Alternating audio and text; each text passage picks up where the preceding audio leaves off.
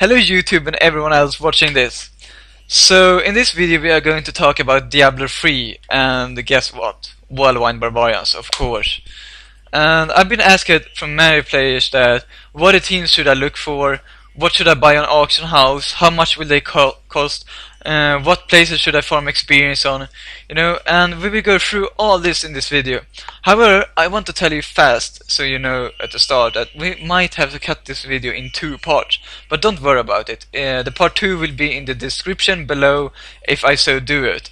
But let's try to make this fast as possible so we can skip that. Let's head in game here and I will show you what teams I use and what I suggest, because we are going to go through all the teams I have, because that's very common teams you use as Whirlwind, because it gives you a good attack speed and everything like this. So let's have a look here. Member of Twilight, let's start with this one. Of course, critical hit chance is something you want at the start, but skip that one. Hold the hand over that. Don't care about that. So, Member of Twilight is something you want to start with. As you can see, it gives you a good range, good all resistance, attack speed that is very important for Whirlwinds. As you want to hit faster, you want to gain life faster, you want to, attack faster. And that is what attack speed does. So, Member of Twilight is really good. So look for data teams. We're going to talk about the statics and everything on the teams later on when we check the auction house. But I just want to give you an insight about what I use and what we're going to look on auction house. Shoulders is something you want to craft, so we don't have to talk about that much. Amulets is something you want to craft also. Bracers is something you can craft, but I suggest Lacuna Prowlers for Whirlwinds. We're going to talk about this later on also. Let's see, and we have IK Glows is something you want, an IK chest, because that gives you this 2 set bonus, 60 all assistance, which is very important. And Unity is a really good ring, in any cases. You can go for critical hit damage instead of attack speed. And they doesn't cost much, and they're really cheap, they do a really good amount of DPS. You gain even more damage against elites, you gain a few bonus in life and hit, like each hit adds, blah blah blah. It's just awesome. Echoing Fury is something you want also, as you want to play dual wield, of course, when you're doing Whirlwind. So this is a weapon we're going to speak about, and as I said before, don't watch the critical hit damage, because that's nothing you want at start. And a rare weapon is something we're going to talk about also. You want either sword or axe, and I'm gonna tell you why, and why I use a axe instead of a sword. Now I said wrong. Why I use a sword instead of an axe. I'm sorry for that. Ice Climbers, of course, and many people can say go for movement speed, don't go for movement speed on these. But I'm going to explain why you shouldn't go for movement speed at start, and why without movement speed actually is better. Enos Temperance, of course. Strange and Vitality later on, when you think your Vitality and you have enough HP to handle all the Vitality lost, you will go. And otherwise I suggest you skip the Strange and go for 150 Vitality plus, along with 8 attack speed. Don't go for 9 attack speed if you're gonna have this to start with.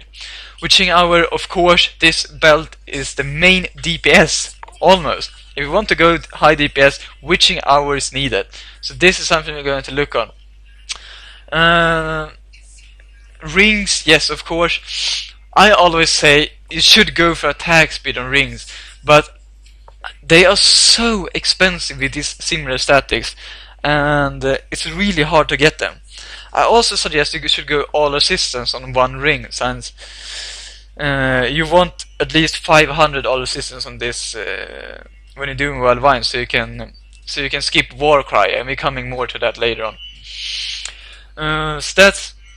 This kind of static is something you could look for. It's really good, but don't go for like 6% critical hit chance and 43 critical hit damage to start with, because that will blow all your money away. So look for something like this, but maybe instead of critical hit damage, go for attack speed. That's what I use. Now you've seen what I use. So let's check the talents I use a little fast here. As I do use Bash Instigation is of course something you want to have, because you want to hit 1-2 smashes on a monster and just wellwind away there. And instigation gives you 4 fury more, you know, as a rune. Really good. Wellwind Hurricane, nothing to say. Hurricane is needed. You need to wellwind fast as possible when you do it to have a good mobility. Sprint Run Like the Wind is your main DPS actually. You do most DPS from your tornadoes from this one. Rate of Berserker, free of shows, yes, go for this one, of course, nothing to talk about. Smash this one on Elite Pack and just go, go, go, and run with it all the time as long as you can while it's up. This slot is, you can show so much different stuff. We're coming back there in a few seconds. Battle Rage. This is something you want with the rune Into the Fray. You can't play Wildwind without this, and hardly any other talents or, you know, special build, whatever. Into the Fray is really important. Rootless, of course, you want critical hit chance and damage as high as possible. Go for this one. Weapon Master, yes. We are going to speak more about this. As you can see, you want to have the critical hit chance bonus. That means a make or axe in the main hand. The main hand is the left side from you, which is where the Echoing Fury is now. And of course you can have an axe here. If you have an axe instead of a sword, as I have. So if I would have an axe, I would switch them here and have the Echoing Fury in offhand, because Echoing Fury has fear on it, and it's not fun to fear mobs all the time. Anyway, so always have a make or axe in the main hand, as I just showed you. That will give you 10 critical hit chance, which is really important.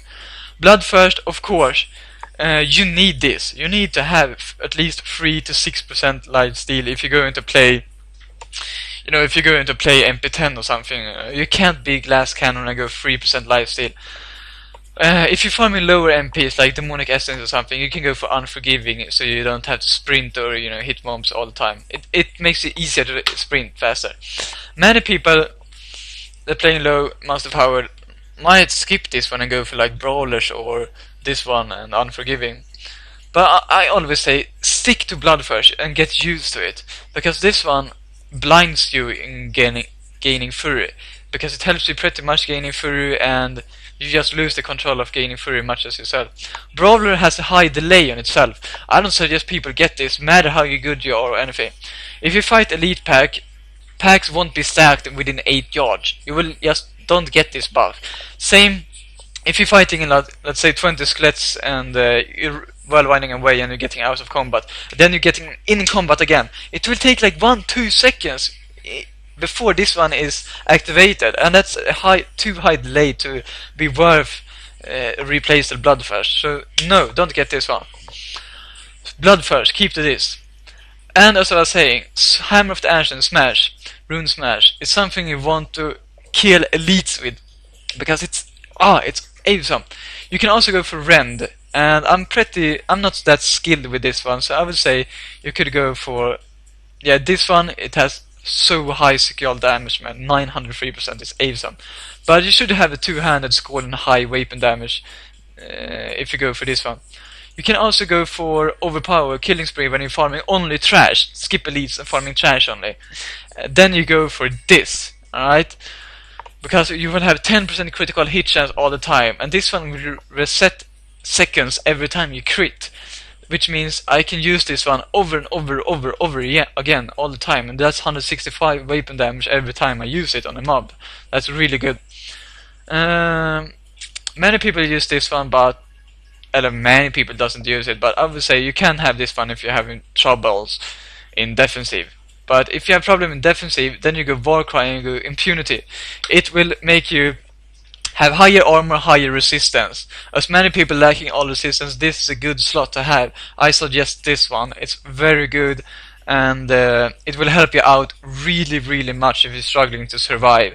Then I suggest you to get this one. However, guys, as I told you, this is starting to get pretty close, and we have to cut the video to the part 2. Actually, we might have to do it in 3 parts, but I will cut the video here in a few seconds, and I will see you in part 2, alright? Thank you.